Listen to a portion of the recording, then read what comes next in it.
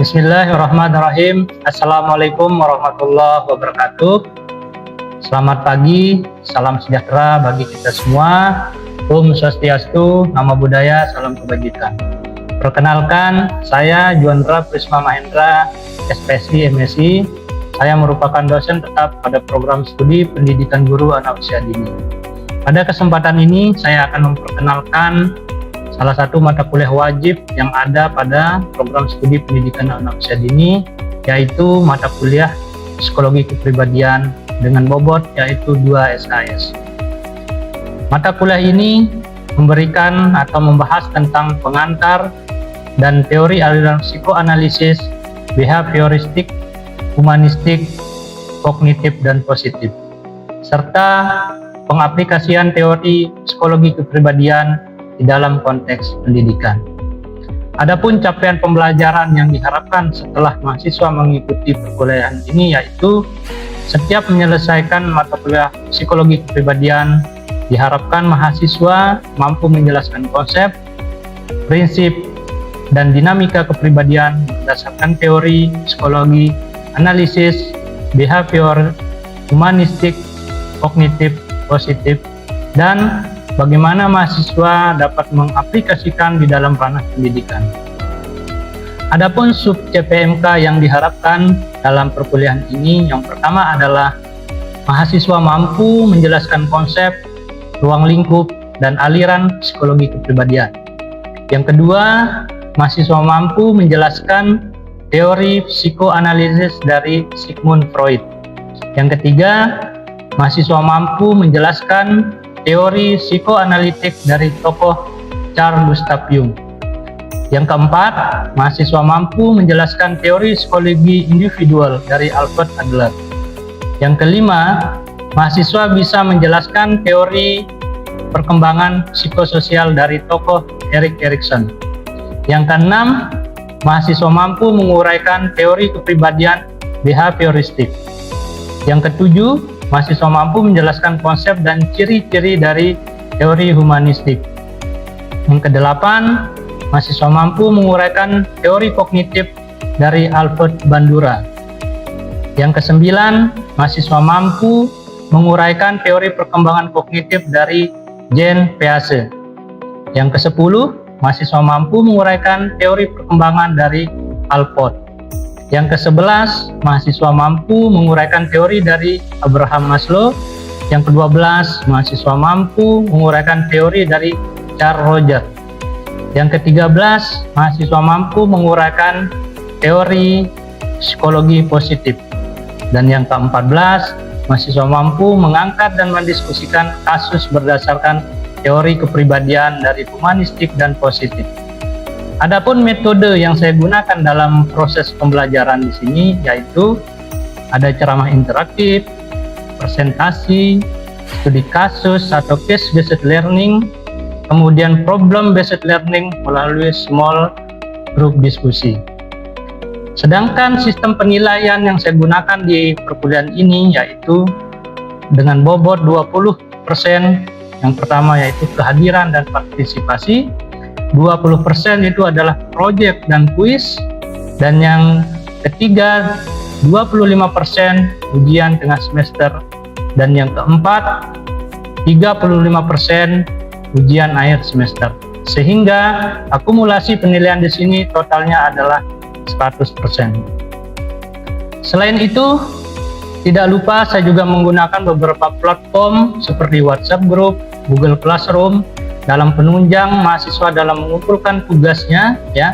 Selain itu juga tidak lupa saya memberikan kesempatan bagi mahasiswa yang akan melakukan remedial tentunya dengan pertimbangan-pertimbangan tertentu seperti kondisi sakit, kondisi berduka, maupun kondisi-kondisi yang lain yang dapat ditolerir.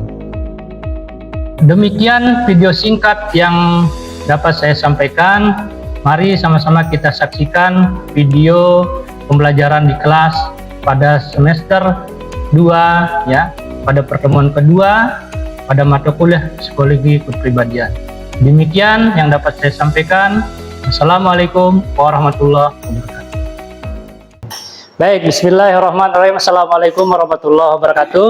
Waalaikumsalam warahmatullahi wabarakatuh. Selamat pagi semuanya. Baik, bagaimana kabarnya teman-teman hari ini? Baik, semuanya sehat ya? Baik, alhamdulillah ya. Jadi teman-teman semuanya, sebelum kita memulai pembelajaran hari ini ya, marilah sebelumnya kita menundukkan kepala sejenak, kita berdoa. Semoga pada pagi hari ini pembelajaran kita mendapatkan manfaat dan berkahnya. Berdoa dimulai.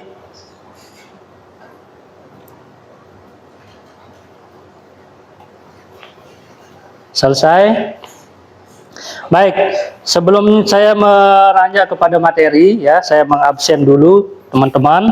Semuanya hadir hari ini? Ya, Hadir semua ya? Oke, baik. Saya panggil dulu yang pertama, Andi Pasigar, ada? Oke. Kemudian Hajah Erlinawati, hadir. Kemudian Sugitri Ayu, ada? Baik. Kemudian siapa ini? Ayu ada? Oke, baik. Terima kasih semuanya ya, semuanya hadir, tidak kurang satu apapun. Baik teman-teman, pada kesempatan pagi hari ini ya, di pertemuan yang pertama di mata kuliah psikologi kepribadian ya, di semester 2 ini, teman-teman, saya di sini sebagai pengampu mata kuliah dari psikologi kepribadian ya. Hari ini saya akan mengajak teman-teman memberikan hasanah keilmuan tentang psikologi kepribadian ya. Mungkin kita teman-teman pernah mendengar istilah kepribadian? Udah pernah? Pernah ya? Baik. Jadi kepribadian ini tidak asing lagi bagi kita ya, sebagai diri atau sebagai individu gitu ya. Sehingga kepribadian ini adalah gambaran kita. Gitu. Baik. Saya pengen dengar nih, atau pengen tahu teman-teman di sini siapa yang bisa ya, atau pernah mendengar istilah kata kepribadian secara definisinya. Bisa angkat tangan? Silakan. Ya, dari Mbak Sugitri. Ya. Di sini kepribadian adalah keseluruhan karakteristik unik yang dimiliki seseorang Ya. yang mencerminkan cara berpikir, perasaan, perilaku, serta bagaimana mereka berinteraksi dengan dunia di sekitar mereka. Oke, bagus. Kemudian apa kepribadian?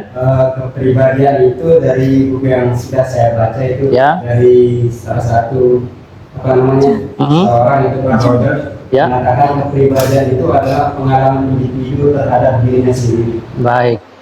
Jadi jawabannya bagus semua ya, sudah tepat kepribadian. Oleh karenanya mari kita lihat ya pada slide yang pertama ini secara definisi, gitu ya. Jadi kepribadian itu teman-teman awal mulanya itu ya berasal dari kata personality. Kalau secara ilmiahnya, secara Inggrisnya personality, ya. Namun secara bahasa itu berasal dari kata persona, ya. Persona ini adalah sebuah gambaran topeng, ya. Jadi dulu ketika zaman Romawi itu, ya. Jadi ada sekumpulan pertunjukan atau panggung hiburan gitu ya. Sehingga masyarakat Romawi itu menggunakan topeng ini, ya, dalam panggung sandiwara, gitu ya.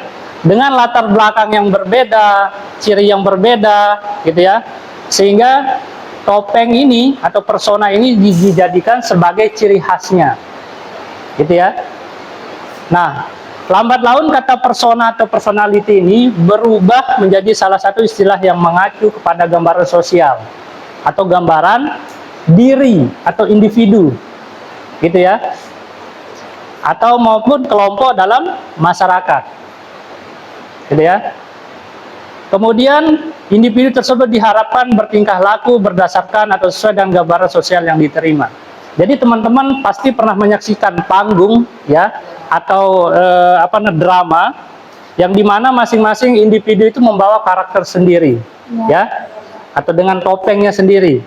Nah, itulah awal mulanya kenapa kata personality atau persona ini digunakan sebagai hasanah keilmuan hari ini, gitu ya. Ini adalah gambaran dari masa Romawi yang sampai hari ini itu disepakati sebagai bentuk pengenalan terhadap kepribadian. Di sini teman-teman memiliki kepribadian, ciri, karakter yang berbeda, ya tidak? Ya. Pastinya, gitu ya. Karena kita lahir itu pasti membawa yang namanya genetika, faktor-faktor genetika atau bawaan, gitu ya. Sehingga mari kita lihat apa itu istilah kepribadian, ya.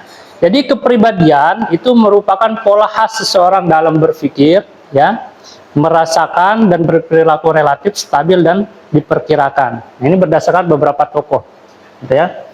Jadi cara kita berpikir, bagaimana kita merasakan sesuatu, ya, bagaimana kita berperilaku, gitu ya.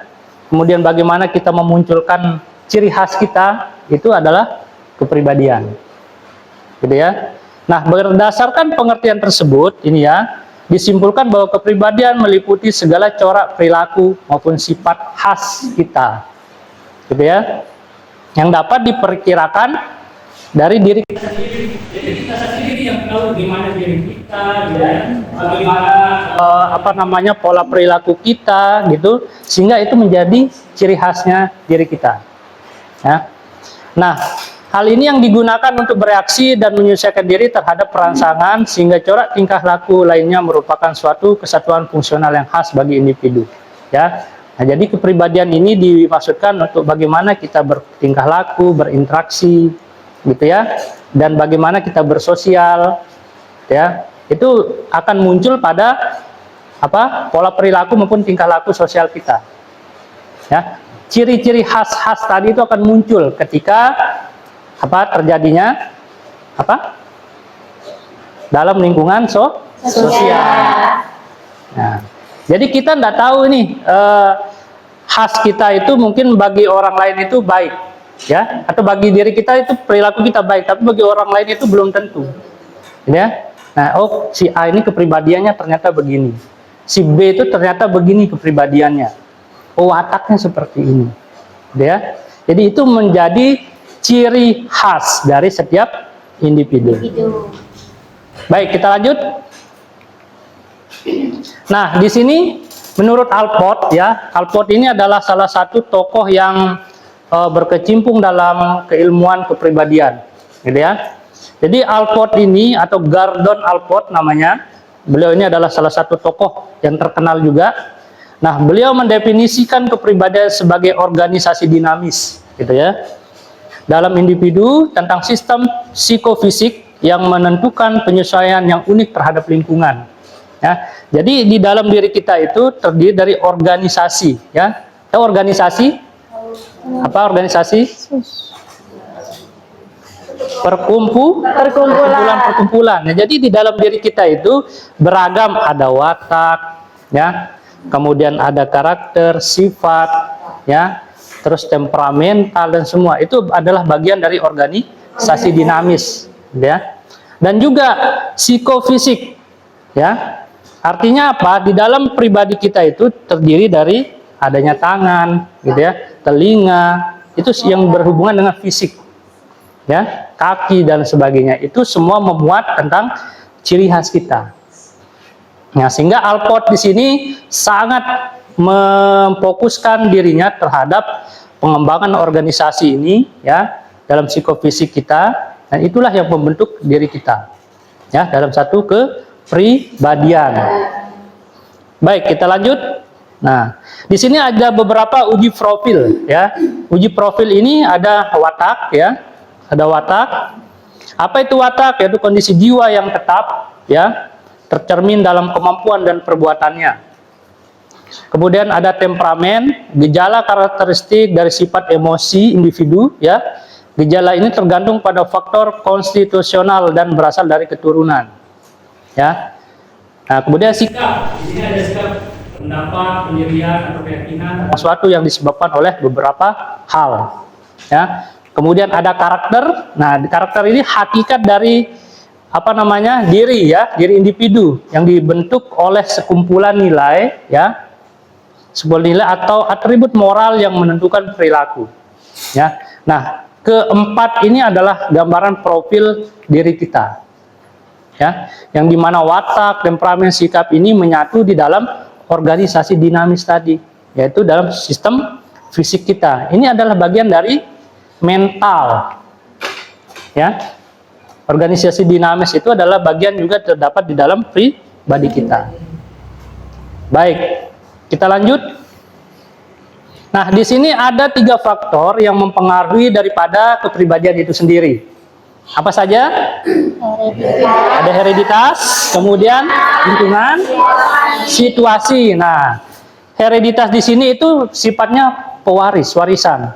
Ya, warisan dari siapa? Dari orang tua. Ya.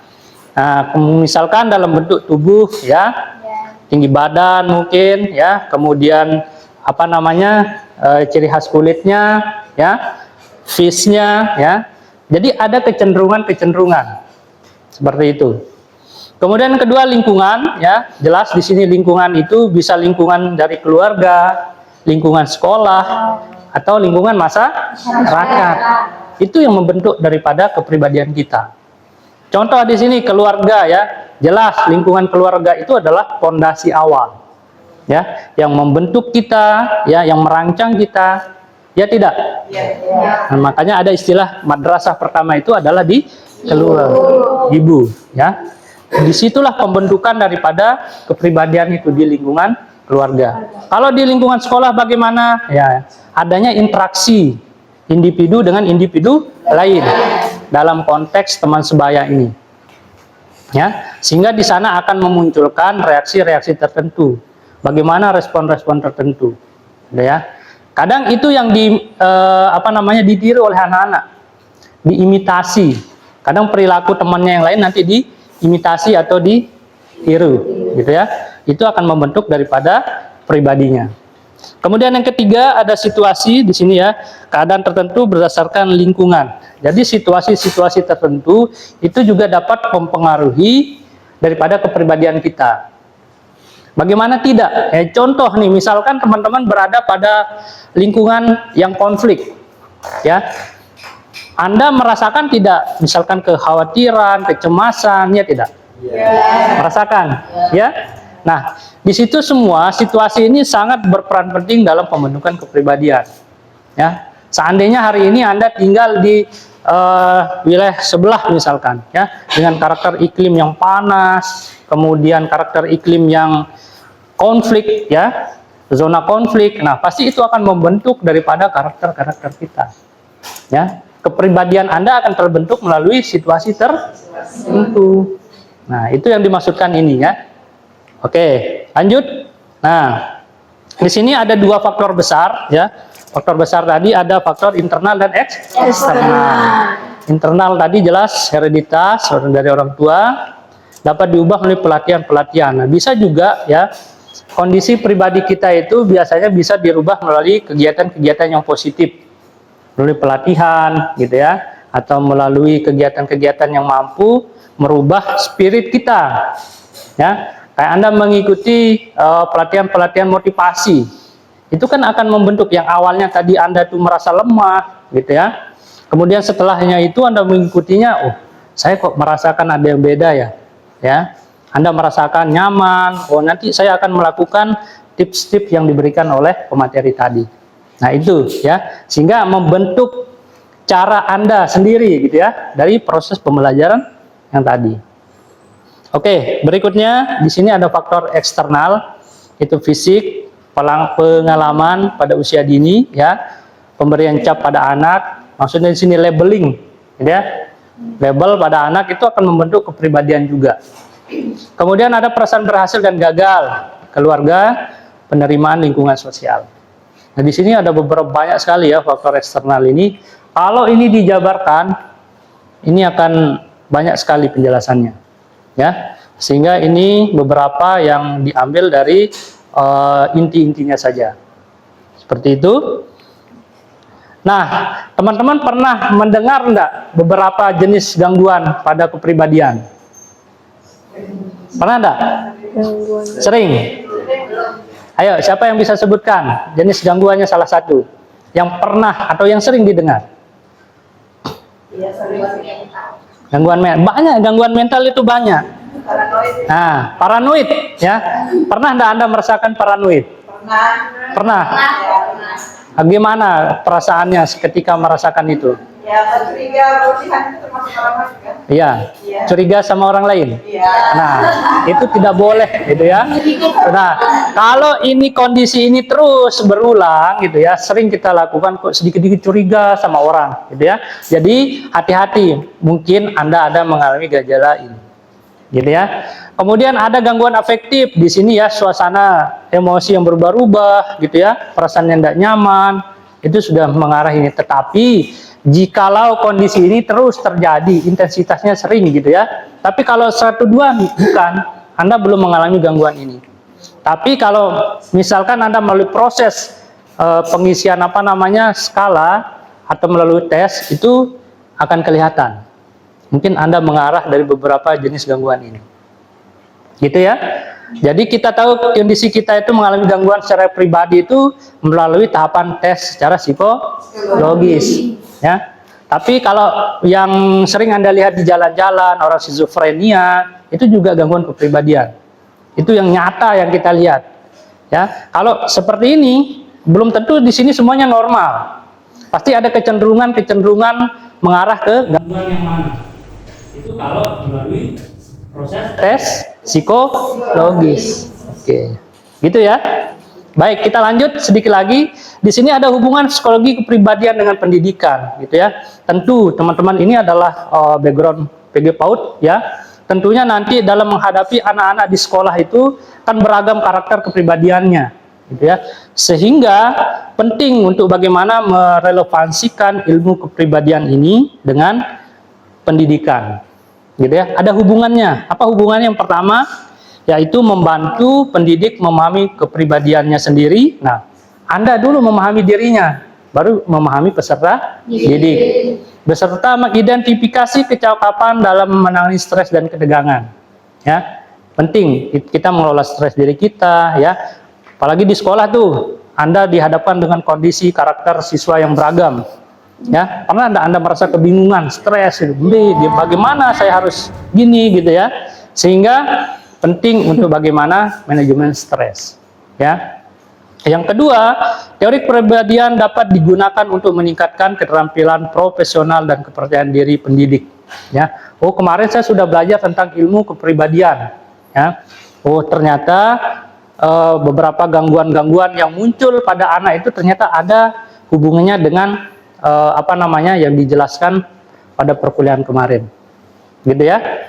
Kemudian yang ketiga, di sini pendidik dapat mengidentifikasi potensi dalam bimbingan siswa, mengembangkan segi-segi kepribadian secara memuaskan. Jadi, bagaimana nanti kita mengidentifikasi ya potensi-potensi bawaan siswa itu, sehingga nanti kita bisa mengklasifikasikan, ya, mengetahui bakatnya, minatnya kemana, seperti itu.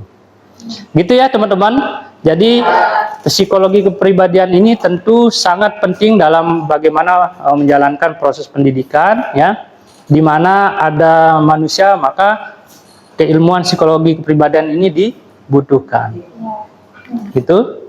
Nah, di sini juga sudah diatur dalam undang-undang ya, tahun 2005 ya, di mana pendidik itu harus memiliki 4 kompetensi, yaitu pedagogis, kepribadian, profesional, sosial, ya, sehingga bagaimana nantinya semua aspek-aspek dalam kepribadian ini bisa diserap dengan baik. Oke. Nah, baik teman-teman, sebelumnya nanti di akhir ini nanti saya akan memberikan kuis kepada teman-teman. Namun sebelumnya saya akan refleksi dulu materi yang tadi, ya. Sampai di sini apakah teman-teman sudah paham, sudah mengerti apa yang saya sampaikan? Ada yang mau bertanya? Silakan. Baik, dari Ibu Sri dulu, silakan. Pak, terima kasih atas kesempatannya kepada saya. Bismillah, saya akan bertanyakan tentang definisi dari sikap, Pak. Baik. Sikap itu apa sih sebenarnya? Sikap. Baik. Kemudian ada lagi yang kedua. Silakan. Terima kasih atas kesempatannya. Di sini saya ingin bertanya tolong jelaskan kembali apa itu definisi kepribadian menurut tokoh Alport. Baik, menurut Alport. Ada lagi, Rera? Baik, satu lagi. Baiklah, terima kasih atas waktu yang diberikan. Di sini saya mau bertanya tentang salah satu faktor yang mempengaruhi kepribadian adalah salah satunya yaitu hereditas. Nah, pertanyaan saya, kenapa hereditas itu bisa berpengaruh kepada kepribadian? Baik, terima kasih. Pertanyaan yang luar biasa. Yang pertama dulu tadi menanyakan mengenai apa itu sikap, ya. Jadi sikap itu adalah cara kita merespon, ya. Di sini secara uji profilnya yaitu dikatakan sebagai pendirian atau keyakinan, ya, terhadap sesuatu yang memberikan kita stimulasi. Ada stimulus ini yang muncul, lalu kita merespon. Bagaimana sikap kita, ya? Jadi pendirian kita atau keyakinan kita terhadap sesuatu yang memberikan stimulasi tadi, gitu ya. Oke. Kemudian yang kedua tadi pertanyaan tentang apa namanya pengertian kepribadian menurut Alport, ya. Tadi sudah dijelaskan, ya. Jadi kepribadian menurut Alport itu salah satu ciri khas, ya. Mana dia ini? Nah, ini sebagai organisasi dinamis. Jadi di dalam diri kita itu terdiri dari organisasi dinamis yang sifatnya psikofisik, ya. Di dalam diri kita ada fisik kita, gitu ya. Yang menggerakkan kita itu adalah bagian dari mental-mental tadi, kayak watak, karakter, sifat, dan temperamental itu, gitu ya. Sehingga selain itu didukung dengan kondisi fisik kita, ya, indera-indera ini, ya, sehingga membentuk menjadi satu kesatuan organisasi. Oke, seperti itu bisa dipahami? Baik. Pertanyaan selanjutnya yang terakhir tadi mengenai hereditas. Kenapa sih hereditas itu memberikan pengaruh penting, ya? Salah satu faktor yang mempengaruhi daripada kepribadian, ya. Karena hereditas itu merupakan faktor bawaan, ya. Jadi kepribadian kita itu tidak jauh-jauh daripada keturunan kita, yaitu orang tua, ya. Setiap sifat pasti akan diturunkan kepada anaknya, gitu ya, keturunannya, sehingga itu yang membentuk daripada diri kita, gitu ya. Makanya sering muncul kata-kata, oh ternyata dia karakternya sama ya dengan bapaknya, dengan ibunya, seperti itu, ya. Makanya dikatakan kepribadian itu adalah tidak jauh dari faktor hereditas, keturunan. Ada sumbangsih daripada hereditas, gitu. Bisa dipahami? Baik, terima kasih. Nah, di akhir ini teman-teman saya akan memberikan Anda kuis, ya. Nanti silakan Anda klik link ini, ya. Tadi sudah saya bagikan ya di grupnya, ya. Nanti diklik, kemudian Anda isi, ya. Saya pengen mengetahui sejauh mana kemampuan Anda dalam memahami, menyerap materi hari ini. Baik, sampai di sini sudah bisa dipahami ya? Ya, Pak. Baik. Alhamdulillah ya sudah bisa dimengerti. Semoga apa yang saya sampaikan pada kesempatan hari ini bisa bermanfaat untuk teman-teman semua. Baik, oleh karena itu materi hari ini saya cukupkan. Kita akan ketemu pada pertemuan berikutnya, ya. Maka dari itu nanti silakan teman-teman mengisi kuisnya ya setelah ini, ya. Saya tunggu jawabannya dengan baik. Tuh. Baik, demikian untuk materi pada kesempatan hari ini. Semoga bisa bermanfaat, gitu ya. Nanti dibaca ulang lagi materinya, dan semoga minggu depan teman-teman bisa hadir dalam kondisi sehat walafiat, ya, tidak kurang satu apapun. Marilah saya tutup kegiatan pembelajaran hari ini. Saya akhiri, sekian. Wassalamualaikum warahmatullahi wabarakatuh. Waalaikumsalam warahmatullahi wabarakatuh.